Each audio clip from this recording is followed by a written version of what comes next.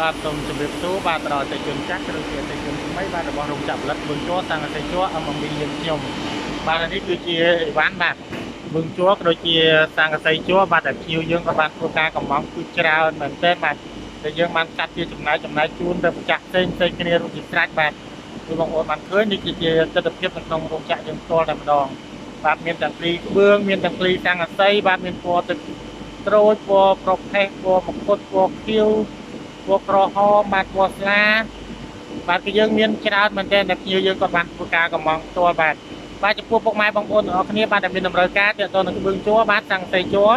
បាទយកទៅប្រក់ផ្ទះប្រក់ភ្លាំងប្រក់រោងចក្រប្រក់ដំបូលកសិដ្ឋានចំតាត់ឬក៏បងប្អូនទាំងអស់គ្នាមានតម្រូវការយកទៅលក់បន្តបាទអាចធ្វើការទំនាក់ទំនងបាទមកលេខទូរស័ព្ទប្រព័ន្ធ Cell Card 092 902 168បាទប្រព័ន្ធ Smart 093 902 168បាទនិងប្រព័ន្ធ Smartphone 068 902 168បាទសូមអរគុណសូមជម្រាបលា